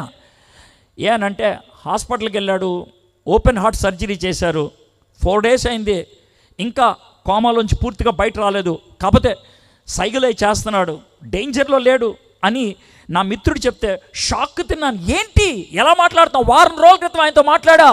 ఎస్, నువ్వు మాట్లాడింది కరెక్టే. కానీ శుక్రవారం ఆయనకి ఏదో బాగా ఒత్తిడిగా అనిపించిందంట. ఆయన ఎవరో ప్రార్థన చేసి మీరు హాస్పిటల్కి వెళ్ళొచ్చు కదా అంటే వెళ్ళాడు ఆయన. శనివారం హాస్పిటల్కి వెళ్తే వెంటనే జాయిన్ చేయించి ఆదివారం ఓపెన్ హార్ట్ సర్జరీ చేశారు. ఇంతకీ డాక్టర్లు ఏమన్నారు తెలుసా? ఈ మాట వినండి, సీక్రెట్ హార్ట్ అటాక్ వచ్చింది అన్నారు. ఈ పదం నేను ఇప్పటిదాకా ఎప్పుడు వినలేదు నేను. Secret heart attack. అదేంటి సార్ సీక్రెట్ అంటే? బయటికి సిమ్టమ్స్ ఉండవు సార్, సిమ్టమ్ ఉండదు, సూచనలు బయటికి కనబడవు. Secret heart attack. ఆ మధ్యన కరోనా వచ్చినప్పుడు కరోనాకి కొన్ని సూచనలు ఉంటాయి. రుచి తెలియపోవటం, తర్వాత తిమ్మిరిగా అనిపించడం, ఈ విధంగా చాలా ఉంటాయి. వాసన రాకపోవటం, ఇవన్నీ సంకేతాలు. ఒక విధంగా అది మంచిది తెలుసా? నీకు కోవిడ్ వచ్చిందని అనటానికి నీకు అర్థమవుతుంది, నువ్వు బెళ్ళలేసుకోవచ్చు. ఇక్కడే ఏలూరులో ఆశ్రమ్ హాస్పిటల్లో ఒక ఆయన సర్జన్, ఆయన రమేష్, ఆయన ఆ రోజు 2-3 ఆపరేషన్లు చేశాడు. ఇంటికి వచ్చాడు, ఆయన స్విగ్గీ ద్వారా బిర్యానీ తెప్పించుకున్నాడు. బిర్యానీ తినకుండా చచ్చిపోయాడు రూమ్లో. తర్వాత ఫ్రెండ్స్ వెళ్ళి చూశారు, తనకు కరోనా ఉందని తర్వాత తెలిసింది. ఎందుకు చచ్చిపోయాడంటే తనకు వచ్చినటువంటి కరోనా అసిమ్టమాటిక్, అంటే సూచనలు బయటకు కనబడవు, చచ్చిపోయాడు ఆయన. మీరు ఆ పరిస్థితుల్లో లేకపోతే మంచిదే. మీకు నొప్పి అనిపిస్తే గుడ్, మీకు బాధ అనిపిస్తే గుడ్, మీకు గతం గుర్తొస్తుంటే గుడ్. పని జరుగుతుందని అర్థం. బండబారిపోతే, మనస్సాక్షి చచ్చిపోతే, మనకి స్పందన లేకపోతే మనకి నొప్పి తెలీదు, బాధ తెలీదు. అయితే ఏం జరిగింది? 3వ వచనం, నయోమి పెనిమిటి అయిన ఎలీమెలెకు చనిపోయిన తర్వాత ఆమెయు ఆమె 2 కుమారులను నిలిచి ఉండిరే. ఎంత క్లియర్గా ఉందో చూడండి. కరువు వచ్చింది, పారిపోయి దేవుని నుంచి దూరం అయిపోయాడు, తప్పుడు నిర్ణయాలు తీసేసుకున్నాడు, సెటిల్ అయిపోదాం అనుకున్నాడు. ఏమైపోయాడు? చచ్చిపోయాడు. చివరికి ఎలీమెలెక్కి దొరికిందల్లా ఒకటే, మోయాబు దేశంలో సమాధి. అంతకుమించి ఏం దొరకలే ఆయనకి. ఇస్రాయేల్ దేశంలో సమాధి చేయబడాల్సిన వాడు మోయాబు దేశంలోకి వెళ్ళి సమాధి చేయించుకున్నాడు ఆయన. అది ఆయన చేయగలిగింది, అంతకుమించి ఏం చేయలేపాడు. సమాధి అయిపోయింది. నేను ఎందుకని ఈ మాట చెప్తున్నాను తెలుసా? చచ్చిపోయిన వాళ్ళ గురించి నేను మాట్లాడదలుచుకోవట్లా. అయిపోయింది. వాళ్ళు ఎందుకు చచ్చిపోయారు, చచ్చిపోవటం అనేది ఎలా జరిగింది, చచ్చిపోయిన తర్వాత వాళ్ళు ఎక్కడికి వెళ్ళారు, అది నాకు అనవసరం. కానీ నీకు ఎవరు కావాలి సార్? బతుకున్న వాళ్ళు కావాలి. ఎలీమెలెకు చచ్చిపోయింది నయోమి కళ్ళు తెరవడానికి. దావీదు వ్యభిచారం చేసిన తర్వాత కొడుకు పుట్టాడు, దేవుడు కొడుకుని చంపేశాడు. ఎవరు కళ్ళు తెరవడానికి? దావీదు కళ్ళు తెరవడానికి. మీ ఇంట్లో మీరు ఇంకా బతికే ఉన్నారు, అందుకే ఇక్కడ కూర్చున్నారు. బహుశా మీ ఇంట్లో మీకు ఇష్టమైన వాళ్ళలో, మీ బంధుమిత్రుల్లో, మీ స్నేహితుల్లో ఎవరైనా చనిపోయారా? ఆ చావు వాళ్ళు ఎక్కడికి వెళ్ళారు నేను అడగట్లా, వాళ్ళు ఏమయ్యారు నేను అడగట్లా, ఎందుకు చచ్చిపోయారు నేను అడగట్లా, నాకు అనవసరం. కానీ బతుకున్న మీకు పాఠం అవ్వాలి, బతుకున్న మీకు పాఠం అవ్వాలి. చావు దేవుడు తీసుకొచ్చిన తర్వాత కూడా మన కళ్ళు తెరుచుకోకపోతే ఇంకేం చేయగలడు దేవుడు? ఇంకేం చేయగలడు? దావీదు జీవితంలో ప్రతిసారి దేవుడు చావు తీసుకొస్తే కానీ కళ్ళు తెరుచుకోలేదు ఆయనకి. వ్యభిచారం చేశారు, కొడుకుని చంపేయాల్సి వచ్చింది. సొంత నిర్ణయం తీసుకొని మందసాన్ని తీసుకొద్దామంటే ఉజ్జా అని ఆయన చనిపోయాడు. గర్వంతో సైనికుల్ని లెక్కేస్తుంటే 70,000 మంది చచ్చిపోతే కానీ దావీదు కళ్ళు తెరుచుకోలేదు. చావుని తీసుకురావాల్సి వచ్చింది తాను ఏర్పరిచిన బిడ్డకు కళ్ళు తెరవాలని. దేవుడు నీకెంత విలువిస్తున్నాడో ఈరోజు నువ్వు బతుకున్నావు కాబట్టి నీతో చెప్తున్నాను నేను. నీకు దేవుడు విలువనిచ్చాడు, అందుకే నీకు ఇంకా ప్రాణం ఉంది. నీ చుట్టూ జరగకూడని జరిగినాయా? నీ చుట్టూ అనుకోనటువంటి పరిస్థితులు నెలకొల్పాయా? నీ చుట్టూ కొంతమంది ప్రాణం పోయిందా? నీకోసం అదే నువ్వు కళ్ళు తెరుచుకుంటావని. 4వ వచనం, వారు మోయాబీ స్త్రీలను పెండ్లి చేసుకొని. చూసారండి, మొదట వెళ్ళటం రాంగ్, రెండోది స్థిరపడటం రాంగ్, మూడోది పెళ్లి చేసేసుకున్నారు. దీన్నే రాజీ పట్టం అంటారు. ఒకసారి ఇటు వెళ్ళాల్సింది ఇటు వెళ్తే దూరం పెరిగే కొద్దీ గ్యాప్ పెరిగిపోద్ది, దేవుడి నుంచి ఒకసారి అంగుళం పక్కకు వస్తే కొంత దూరం వెళ్ళేప్పటికి చాలా దూరం వెళ్ళిపోతాం మనం. దేవుడికి చాలా దూరం వెళ్ళిపోతాం. We go very far away, చాలా దూరం వెళ్ళిపోతాం. వాళ్ళు ఎంతో దూరం వెళ్ళిపోయారంటే మోయాబీ స్త్రీలను పెళ్లి చేసుకున్నారు. వారు మోయాబీ స్త్రీలను పెళ్లి చేసుకున్నారు. వారిలో ఒక దాని పేరు ఓర్ఫా, రెండో దాని పేరు రూతు.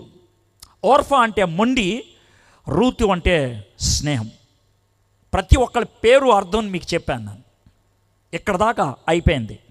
ఇప్పుడు 5వ వచనం, వారు ఇంచుమించు 10 సంవత్సరములు అక్కడ నివసించిన తర్వాత మహ్లోనును కిలియోనును ఇద్దరును చనిపోయేది. కాగా ఆ స్త్రీ తాను కనిన 2 కుమారులను తన పెనిమిటను లేనిది ఆయన. ఇప్పుడు స్టోరీ ఎవరి మీదకి తిరిగింది? నయోమి.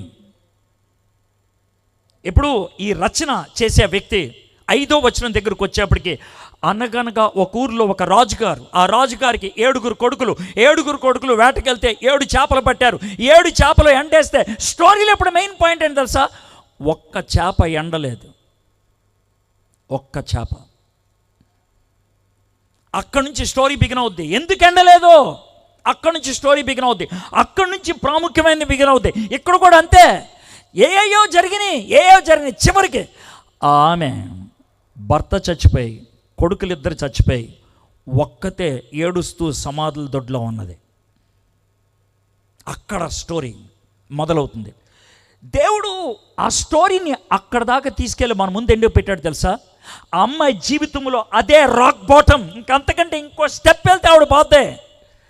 మన జీవితంలో చాలామంది ఆ స్థాయికి వచ్చేసారు. మీలో కొంతమంది, సార్ నా జీవితంలో అన్ని ప్రయత్నం చేశా, అన్నీ అయిపోయినాయి, ఇంకేమీ అవకాశం లేదు అనేవాళ్ళు ఉన్నారు. నా జీవితం చివరి మెట్టుకు వచ్చేసింది, హంసపాదం అని అంటారు, హంసగీతం అని అంటారు. చావు పాట పాడుకున్నాను నేను, ఆ స్థాయికి వచ్చేసాను నేను. నాకు ఇంకా దిక్కు లేదు, నాకు ఇంకా విమోచన కనబట్టలేదు. నయోమి ఆ స్థాయికి వచ్చింది. మీకు విషయం తెలుసా?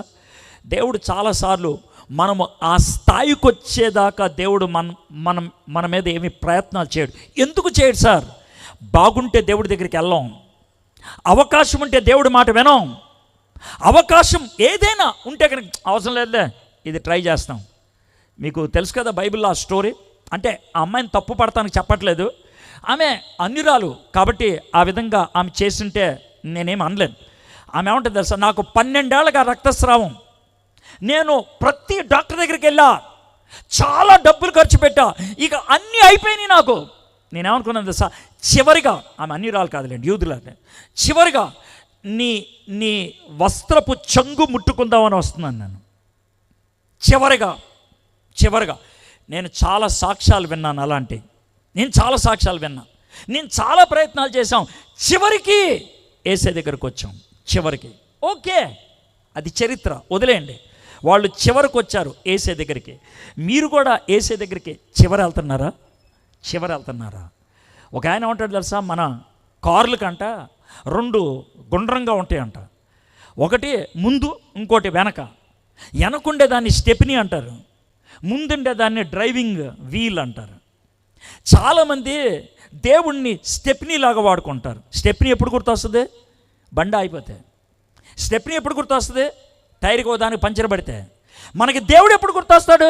మన లైఫ్లో ఎక్కడన్నా పంచర్ అయితే. అప్పుడు దాకా దేవుడు గుర్తురాడు, వెనకాల ఉంటాయి స్టెప్నీ.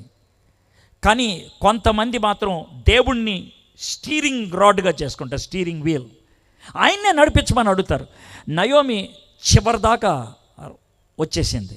బైబిల్లో చాలామంది చివరిదాకా వచ్చిన తర్వాత అప్పుడు దేవుడు చొరవ తీసుకున్నాడు. ఇప్పుడు 6వ వచనం మనం ధ్యానం చేసేది. వారికి ఆహారం ఇచ్చుటకు యెహోవా తన జనులను దర్శించడని ఆమె మోయాబు దేశంలో వినెను గనక మోయాబు దేశం విడిచి వెళ్ళుటకై ఆమెయు ఆమె కోడండ్రును ప్రయాణమైరి. దేవుడు ఏం చేశాడు? నయోమి ఇంత కష్టాలు గుండా వెళ్తుంటే భర్త చచ్చిపోయాడు, కొడుకు చచ్చిపోయాడు, ఇంకో కొడుకు చచ్చిపోయాడు, ఒకళ్ళ తర్వాత ఒకళ్ళు చచ్చిపోతూ ఉన్నారు. సమాధులతోటి చుట్టూ తిరిగి నీరసించిపోయింది. బతుక్కి అర్థం లేదనిపిస్తుంది. పైగా 2 యవ్వనరాళ్ళైనటువంటి విధవరాళ్ళైనటువంటి కోడళ్ళు ఉన్నారు. ఏం చేయాలో అర్థం కాని పరిస్థితి. ఆ పరిస్థితుల్లో ఉన్నప్పుడు దేవుడు ఏం చేశాడో చూడండి. 6వ వచనం. వారికి ఆహారం ఇచ్చుటకు యెహోవా తన జనులను దర్శించినని ఆమె మోయాబు దేశంలో వినెను. మోయాబు దేశంలో విన్నదంటే ఫోన్ ఏమన్నా వచ్చిందా ఆవిడకి? SMS ఏమన్నా వచ్చిందా? లేకపోతే రేడియో ద్వారా ఏమైనా చెప్పారా? టెలివిజన్ ద్వారా ఏమైనా చెప్పారా? చెప్పడానికి అవకాశం ఉంది ఈరోజు. అప్పట్లో అయితే అలా చెప్పలా. అయితే ఏం జరిగింది తెలుసా?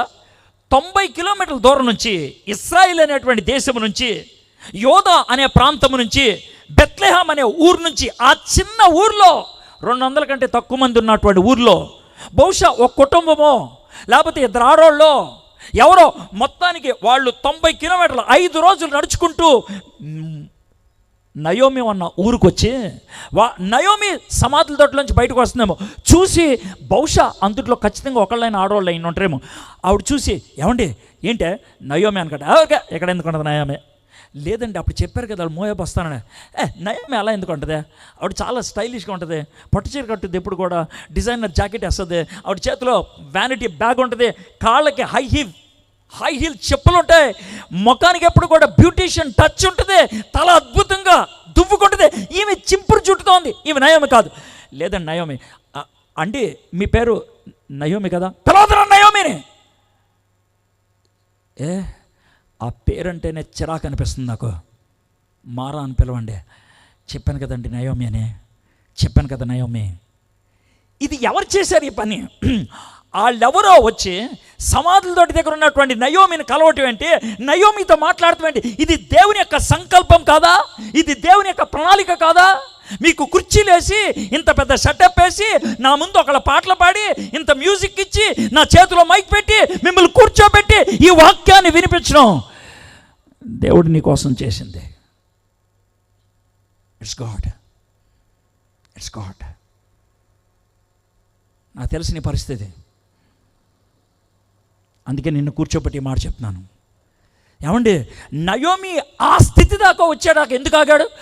అప్పుడు దాకా ఆవిడ వినే పొజిషన్లో లేదు. అంతకుముందు వస్తే వినుండేది కాదేమో. అంతకుముందు వస్తే నయోమి అక్కడ రోడ్డు మీద కనబడి ఉండేది కాదేమో. దేవుడు దావీదుతో మాట్లాడతాం ఎప్పుడు మొదలు పెట్టాడు? కొడుకు చచ్చిపోయిన తర్వాత. అప్పుడు దాకా మాట్లాడలేదు. సంసోను ఎప్పుడు దేవుడి గురించి ఆలోచించాడు? కళ్ళు పీకేసి, చేతికి పప్పు రుప్పు పెట్టి, కాళ్ళకి గొలుసులు కట్టేస్తే అప్పుడు గుర్తొచ్చాడు దేవుడు. అప్పుడు ప్రార్థన చేశాడు.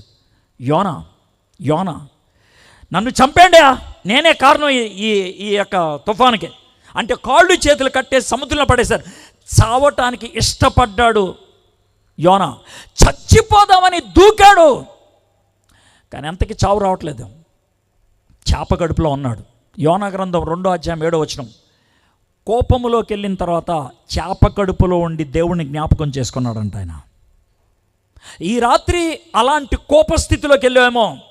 ఈ రాత్రి నీ జీవితం అగమ్యం అనిపిస్తుందేమో, ఈ రాత్రి చీకటిలో ఉండిపోయిందేమో, భవిష్యత్తు ఇంకేమి లేదు సార్ నాకు అనే పరిస్థితి వచ్చిందేమో నీకు. నయోమి స్థితి కూడా అదే.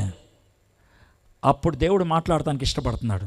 ఈ రాత్రి నీకు వినబడేటువంటి ఈ వర్తమానం బహుశా నీ చివరి శ్వాస ఆ పరిస్థితికి వచ్చావేమో, నువ్వు నీ బతుకుల్లో చివరి మెట్టు అని అనుకునే స్థితికి వచ్చావేమో.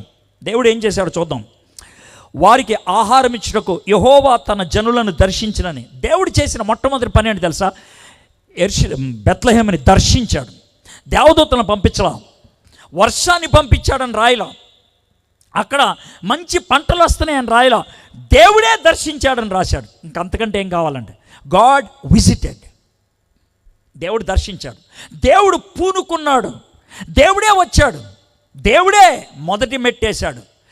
దేవుడు దర్శించి ఆమె మోయాబు దేశంలో ఎక్కడుంటే నాకే, నువ్వు ఎక్కడుంటే నాకే, నీకు వర్తమానం పంపించడం నా బాధ్యత. నువ్వు చర్చిలో ఉంటే మాట్లాడతా, నువ్వు స్నానం చేస్తే మాట్లాడతా, నువ్వు పూజలు చేస్తున్నప్పుడు మాట్లాడతా అని అంట దేవుడు. నువ్వు వినగలిగే చెవులు ఉన్నప్పుడు మాట్లాడతా అంటాడు ఆయన. ఎక్కడైనా మాట్లాడతాడు నీతో. He can speak to you anywhere, anywhere, ఎక్కడైనా మాట్లాడతాడు ఆయన. దేవుడికి ఒక పవిత్ర స్థలం అనేది లేదు. దేవుడు ఎక్కడైనా నీతో మాట్లాడతాడు. మనకది పవిత్ర స్థలం అవుతుంది. ఎందుకో తెలుసా? దేవుడు నన్ను ఇక్కడ కలుసుకున్నాడని. యాకోబు ఎక్కడో కొండల మధ్యన ఆయన ఒక రాయి పెట్టి దానికి బేతేల్ అని పేరు పెట్టాడు. ఎందుకని? దేవుడు ఇక్కడ నన్ను దర్శించాడు. యెహోవా ఇల్లు ఇది, ఇది యెహోవా ఇల్లు. దేవుడు నిన్ను దేవుడు ఎక్కడ దర్శిస్తే అది నీకు పుణ్యం, అది నీకు పుణ్యక్షేత్రం, అది నీకు పవిత్రం. దేవుడు నన్ను ఇక్కడ కలిశాడు అనేది బహుశా ఈ రాత్రి ఇక్కడ జరగొచ్చేమో, అదే ఈ రాత్రి ఇక్కడ జరగొచ్చేమో. అనేక మంది ప్రార్థన చేస్తున్నటువంటి ఈ ప్రదేశంలో, ఇప్పటిదాకా దేవుణ్ణి ఆరాధించినటువంటి ఈ ప్రదేశంలో ఈ రాత్రి అది జరగడానికి అవకాశం ఉంది. It can happen tonight. చూద్దాం. నయోమి 3 పనులు చేసింది, చాలా క్లియర్గా ఉంటుంది. ఏంటి ఆ 3 పనులు అనేది 6వ వచనం మళ్ళీ చదువుతున్నాను. వారికి ఆహారం ఇచ్చుటకు యెహోవా తన జనులను దర్శించినని ఆమె మోయాబు దేశంలో. మొదటిది విన్నది. రెండోది గనుక మోయాబు దేశము విడిచింది. ఇది రెండోది. వెళ్ళుటకై ఆమెయు ఆమె కోడండ్రును ప్రయాణమైరి బెత్లెహేమునకు వెళ్ళటానికి పూనుకుంది. మూడోది విన్నది, విడిచింది, వెళ్ళింది. ఈ 3 ఈ రాత్రి మన జీవితంలో జరగాలి. ఈ 3 ఈ రాత్రి మన జీవితంలో జరగాలి. ఈ రాత్రి దేవుడు నీకు ఈ మాట వినిపిస్తున్నప్పుడు, వాక్యములో ఉన్న దాన్ని ఎత్తి చూపించి నీకు జ్ఞాపకం చేస్తున్నప్పుడు, నీ గతం నీకు గుర్తొస్తున్నప్పుడు, నయోమికి కూడా గతం గుర్తొచ్చింది. నేను బెత్లెహేములో ఉన్నప్పుడు నా బతికిలా ఉందే, ఇక్కడికి వచ్చి సమస్తాన్ని కోల్పోయాను. She remembered her past. యోనా చేప కడుపులో ఉండి అదే గుర్తు తెచ్చుకున్నాడు. తప్పిపోయిన కుమారుడికి బుద్ధి వచ్చినప్పుడు, పంది పొట్టు తీసుకోవడానికి ప్రయత్నం చేస్తున్నప్పుడు, పందులు అతను ఎంక చూస్తున్నప్పుడు, ఛా, మా నాన్న ఇంట్లో పూట కూలోళ్ళకి ఎంతకంటే మంచి ఆహారం ఉంటుందా గుర్తొచ్చింది. ఈ రాత్రి నీకు గతం గుర్తొస్తుందేమో. ఈ రాత్రి నువ్వు ఎక్కడి నుంచి పడిపోయావో గుర్తొస్తుందేమో. ఈ రాత్రి నువ్వు తీసుకున్నటువంటి నిర్ణయం నిన్ను దేవుడి నుంచి దూరం చేసినటువంటి ఆ పరిస్థితి గుర్తొస్తుందేమో. గుర్తొచ్చింది, విన్నది. ఈ రాత్రి దేవుడే ఉన్నాడు తెలుసా? కరెక్టే. అయితే ఒక మాట చెప్తున్నా, నేను నీతో మాట్లాడటానికి ఇష్టపడుతున్నా, నేను నిన్ను దర్శించడానికి ఇష్టపడుతున్నా. వింటావా? Would you like to listen? ఆమె విన్నది. ఆ తర్వాత ఏం చేసింది? విడిచింది. ఏం విడిచింది? మోయాబు దేశం. 10 ఏళ్ళు సెటిల్ అయిపోయారు మోయాబు దేశంలో. వాళ్ళకున్న ఆస్తంతా పెట్టి ఒక అపార్ట్మెంట్ కొనుక్కున్నారేమో. వాళ్ళకి ఇంక అదే దిక్కు, ఇంకేమీ లేదు. అదే దిక్కు ఆమెకు అదేమీ లేదు, అది తప్పించి ఇంకేమీ లేదు. వదిలేసింది దాన్ని. బెత్లెహేములో 10 ఏళ్ల క్రితం వదిలేసినటువంటి ఇల్లు ఎలా ఉందో, 10 ఏళ్ల క్రితం వదిలేసిన 2 ఎకరాల పొలం ఎవరైనా కబ్జా చేశారేమో తెలీదు. అవేం పట్టించుకోలేదు. మోయాబు వెళ్ళిపోవడానికి ఇష్టపడింది. విన్నది ఇక్కడ, జాగ్రత్త వినండి, విన్నది ఇక్కడ, వెళ్ళాలనుకుంది ఇక్కడ. ఇక్కడ పనిచేసేది వాక్యం, ఇక్కడ పనిచేసేది పరిశుద్ధాత్ముడు. ఈ రాత్రి కూడా ఆ 2 జరగాలి. వాక్యం వింటడం ఇక్కడ పనిచేస్తుంది, పరిశుద్ధాత్ముడు ఆ వాక్యం మీద పనిచేస్తే నిర్ణయాలు తీసుకునేది ఇక్కడ, నిర్ణయాలు తీసుకునేది ఇక్కడ. ఈ రాత్రి ఉద్రేకపూరితంగా నిర్ణయం తీసుకోవద్దు, జ్ఞానయుక్తంగా వినేసి వెళ్ళిపోవద్దు. కొంతమంది ఇక్కడ వినేసి వెళ్ళిపోతారు, నిర్ణయాలు తీసుకోరు. కొంతమంది ఉద్రేకపూరితంగా లేచి నుంచుని పోతారు, కానీ వాళ్ళు నిలకడగా ఉండలేరు. కానీ నేనేమంటాను తెలుసా, స్థిరమైన నిర్ణయం. ఎక్కడ నిర్ణయం తీసుకుంటారు, ఎక్కడ ఆ తీర్మానాన్ని కార్యాచరణలో పెట్టడానికి ఇష్టపడతారు. రెండాట్ల మీద యేసుప్రభువు వారు నికోదేముతో చెప్పింది అదే. ఒకడు నీటి మూలంగా, ఒకడు ఆత్మ మూలంగా తిరిగి జన్మించాలి. నీటి మూలంగా పనిచేసేది ఇక్కడ వాక్యం, ఆత్మ మూలంగా పనిచేసేది ఇక్కడ ఆయన వచ్చినప్పుడు. ఎవరో పరిశుద్ధాత్ముడు నిన్ను పాపం విషయం, నీతి విషయం, తీర్పు విషయం ఒప్పింపచేస్తాడు. వర్డ్ ఆఫ్ గాడ్ డిక్లేర్ అవుతున్నప్పుడు, దేవుని వాక్యం ప్రకటించబడుతున్నప్పుడు, దేవుని ఆత్మ నీలో పనిచేస్తున్నప్పుడు జరిగేటువంటి మార్పు అసలైనటువంటి మార్పు. ఈ రాత్రి అది జరగాలి అని నేను ఆశిస్తున్నాను. నయోమి విన్నది, నయోమి విడిచింది, నయోమి బెత్లెహేముకు వెళ్ళటానికి ఇష్టపడింది. నయోమి బెత్లెహేమునకు వెళ్ళటానికి ఆమెకు అక్కడ ఆస్తి ఉంటుందని గ్యారంటీ లేదు, సుఖమైన జీవితం ఉంటుందని గ్యారంటీ లేదు. తాను ఎక్కడి నుంచి వచ్చిందో తిరిగి అక్కడికి వెళ్ళిపోయింది. 12వ అధ్యాయంలో అబ్రహాము, ఆదికాండం 12వ అధ్యాయంలో అబ్రహాము వెళ్ళిపోయాడు. 13వ అధ్యాయంలో తిరిగి ఎక్కడికి వచ్చాడు తెలుసా? ఎక్కడి నుంచి వెళ్ళిపోయాడో తిరిగి అక్కడికి వచ్చాడు ఆయన. 13వ అధ్యాయం 4వ వచనం. దేవుడు నిన్ను తిరిగి ఆ స్థానంలో కూర్చోపెట్టి ఫ్రెష్గా మొదలుపెట్టు అని అంటాడు. ఫ్రెష్గా మొదలుపెట్టు.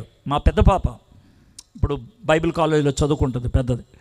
కానీ అది చిన్నప్పుడు నా బాగా గుర్తు, ఒక పలక తీసుకొచ్చి దాని మీద ఆ అనే అక్షరాన్ని రాసి దీన్ని దిద్దమ్మా అని అన్నాను. అది కూర్చొని దిద్దుతూ ఉంది. చిన్నప్పుడు అక్షరాలు దిద్దేటప్పుడు పిల్లలు గట్టిగా అరుస్తారు, ఆ ఆ ఆ ఆ గట్టిగా అరుస్తూ దిద్దుతుంది. కొద్దిసేపు అయిన తర్వాత అరవటం మానేసింది, నోరు నొప్పేసిందేమో అనుకున్నా. కొద్దిసేపు అయిన తర్వాత చదువుకుంటూ అటు చూస్తే అది బిత్తరగా నా ఇంకా చూస్తుంది. ఏమైందా అనుకున్నాను. షారన్ ఏమైందమ్మా అన్న అంటే మాట్లాడట్లేదు. దాని ముఖం ఇంకొద్దిసేపట్లో ఏడుచుద్ది అనే ముఖం పెట్టేస్తుంది. ఏమైందమ్మా అని అన్నాను. అని అంటే అది ఇంకేడబోతుంది, ఇట్రా అని అన్నా. రావట్లా, పలక గట్టిగా ఎలా పట్టుకుంది. నేను బలవంతంగా పలక దాని చేతిలోంచి తీసి చూసా. అది చేసిందల్లా ఒకటే, జాగ్రత్తగానండి, ఆ ఆ 2 అక్షరాలు రాసిచ్చాను కదా, దానికి దిద్దటానికి చేతకాక మొత్తం అంతా పలక పిచ్చి గీతలు గీసింది. ఆ అనే అక్షరం కనబడతలే ఇప్పుడు. దానికి భయం వేసింది. మా నాన్న ఏదో 2 గీసిచ్చాడు, అవి లేవు ఇప్పుడు ఎలాగా అని. దానికి భయం వేసింది. మన జీవితం పిచ్చి గీతలు గీసుకొని ఏం చేయాలో అర్థం కానప్పుడు కలిగే భయం ఇది. ఇక్కడికి తెచ్చుకుంది నేనే, ఈ స్థితి వచ్చింది నాకు, ఇది నేను చేసుకుంటేనే. ఇప్పుడు ఏం చేయాలి? నా కూతురు ఏడుస్తుంటే నేను చేసిన పని నా దేవుడు చేస్తాడని నేను నమ్ముతాను. ఏం చేశాను తెలుసా?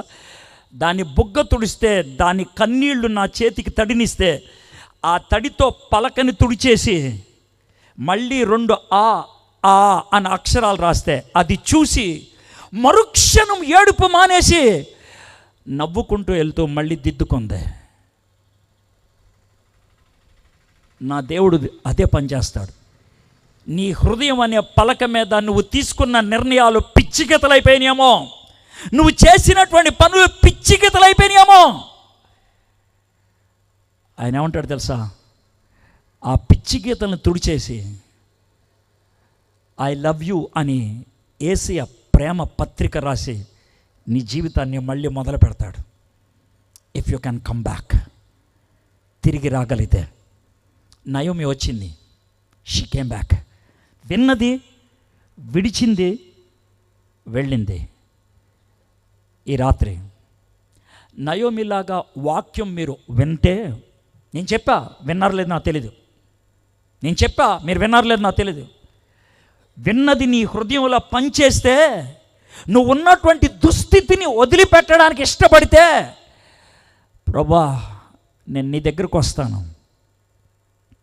వస్తాను, నువ్వు పుట్టిన ఊరు బెత్లెహేముకు వస్తాను, నువ్వు పుట్టిన ప్రదేశానికి వస్తాను, నేను మన ప్రేమ కథ మొదలు పెడదాం ప్రభా, let hour love story begin అని ప్రభు దగ్గరకు రావడానికి మీలో ఎవరు ఇష్టపడినా దేవుడు కాదనేవాడు కాదు.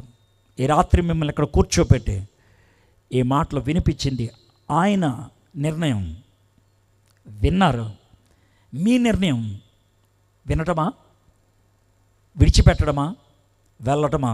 ఆలోచించండి. తలంచండి, కళ్ళు మూసుకోండి, చిన్న ప్రార్థన చేసుకొని ముగించుకుందాం. ఈ సమయంలో ఎవరు లేవద్దు. నేను ఒక 2 minutesలో ముగిస్తాను. ఇంతసేపు మనం వాక్యం విన్నాం. నిర్ణయాలు తొందరపాటుతో తీసుకున్నామా, కష్టాలు తట్టుకోలేక తీసుకున్నామా, తప్పించుకోవడానికి తీసుకున్నామా? చాలా దూరం వెళ్ళిపోయాం.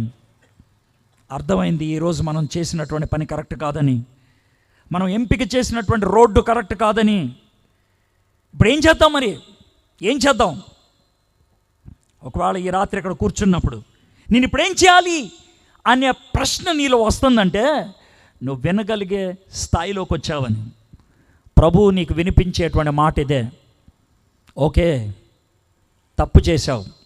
ఓకే, దూరం అయిపోయావు. ఓకే, నీ జీవితం వేస్ట్ అయిపోయింది అని నువ్వు అర్థం చేసుకున్నావు. నేను నిన్ను క్షమిస్తాను. నా దగ్గరకు వస్తావా? నా దగ్గరకు వస్తావా? I will forgive you. నేను తిరిగి నీ జీవితాన్ని ఆరంభించడానికి అవకాశం ఇస్తాను. తిరిగి నీ జీవితాన్ని ఆరంభించడానికి అవకాశం ఇస్తాను. బైబిల్లో ఉన్న దేవుడు ఆ మాట ఖచ్చితంగా చెప్పడానికి ఇష్టపడుతున్నాడు.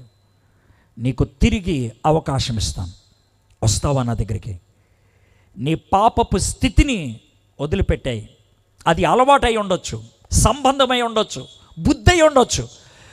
ప్రభు దగ్గరికి వచ్చి, ప్రభా ఇదే నిన్ను నన్ను దూరం చేసింది, ఈరోజు విడిచిపెడతాను, నేను నీ దగ్గరకు వస్తాను ప్రభా, I want to come to you. ఈ మాట స్పష్టంగా చెప్పడానికి ఇష్టపడేవాళ్ళు అన్నారా? మీ హృదయంలో నిర్ణయం తీసుకోవాలి, మనసులో వినాలి. ఈ రాత్రి అది జరగటానికి నీకు ఇష్టమైతే ప్రభువుతో మాట్లాడతావా? ప్రభువా, నువ్వు నన్ను ప్రేమించి ఈ మాటలు ఈ రాత్రి నాకు వినిపించావు. ఇది నీ నిర్ణయం, నువ్వు వినిపించావు ఈ మాటలు.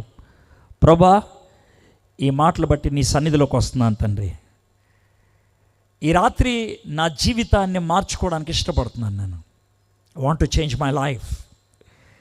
నీ దగ్గరకు వస్తాను ప్రభా. ఈ రాత్రి నన్ను క్షమించు, నన్ను క్షమించు. అలాంటి ఖచ్చితమైనటువంటి నిర్ణయంతో ఈ రాత్రి ప్రార్థన చేయడానికి మీలో ఎవరైనా ఇష్టపడుతున్నారా? నేను ప్రభు దగ్గరికి వస్తానండి, నేను ప్రభు నుంచి దూరం అయ్యాను, ఈ రాత్రి తిరిగి రావడానికి ఇష్టపడుతున్నాను.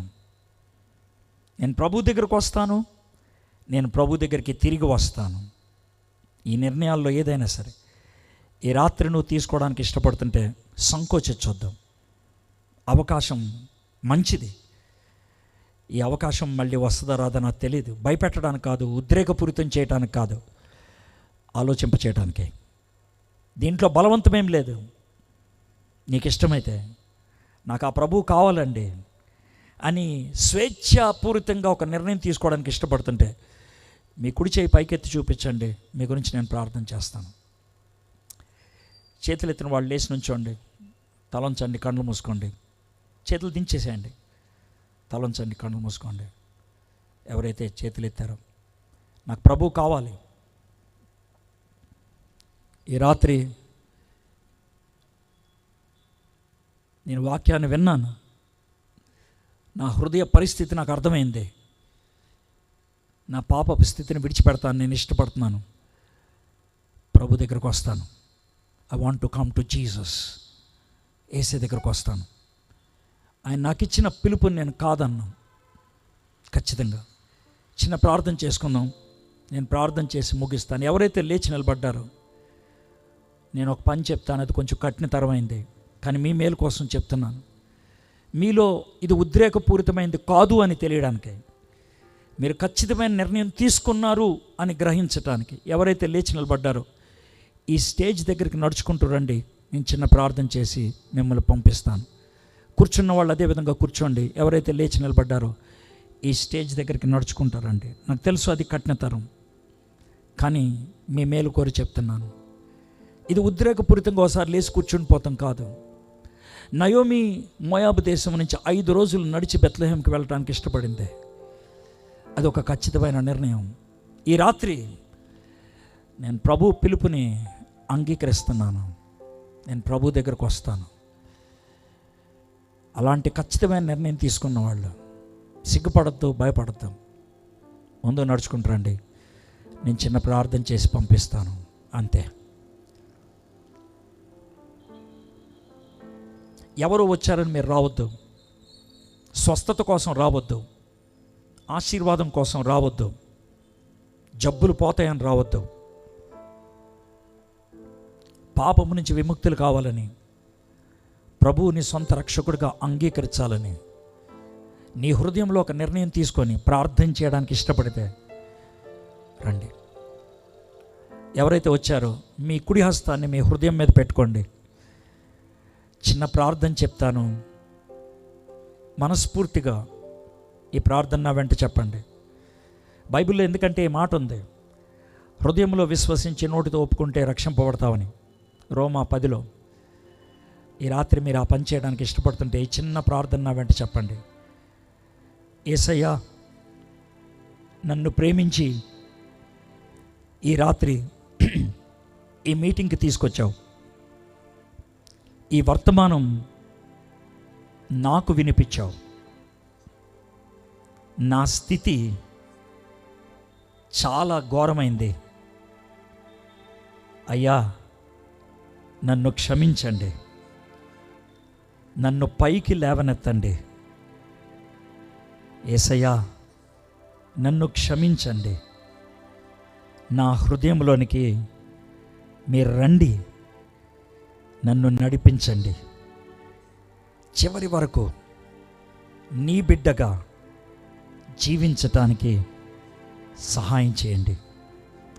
యేసే నామంలో ప్రార్థన చేయించున్నాను, ఆమేన్.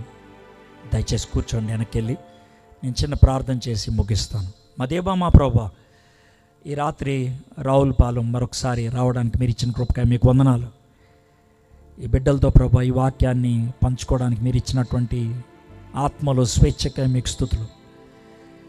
ఈ వాక్యాన్ని బట్టి ఎంతమంది అయితే ప్రభువా నిర్ణయం తీసుకున్నారో వారి నిర్ణయాన్ని ధృవీకరించి వారి హృదయంలో నిశ్చయతను కల్పించమని అడుగుచున్నాను తండ్రి. ప్రభువా, ఒకవేళ ఎవరైనా నిర్ణయం తీసుకోవడానికి సతమతమవుతున్నారేమో, పోరాటం గుండా వెళ్తున్నారేమో, తర్జన భర్జన పడుతున్నారేమో, ఈ రాత్రి వారు కూడా ఒక నిర్ణయం తీసుకోవడానికి సహాయం చేయండి ప్రభువా. ఈ మీటింగ్స్ ఇంకా కొన్ని రోజులు ఉంటాయి తండ్రి. ప్రతి సేవకుడిని మీ ఆత్మ ప్రేరణలో వాడుకొని ఈ బిడ్డల్ని ప్రభువా నీ వాక్యంలో నిలబెట్టమని యేసు నామములో ప్రార్థన చేయించున్నాం తండ్రి, ఆమేన్. తండ్రి అయినటువంటి దేవుని ప్రేమ, కుమారుడైనటువంటి యేసుక్రీస్తు ప్రభువారి యొక్క కృప, పరిశుద్ధాత్మ దేవుని యొక్క అన్యోన్య సహవాసం మనందరికీ ఇప్పుడు సదాకాలము తోడై ఉండును గాక, ఆమేన్.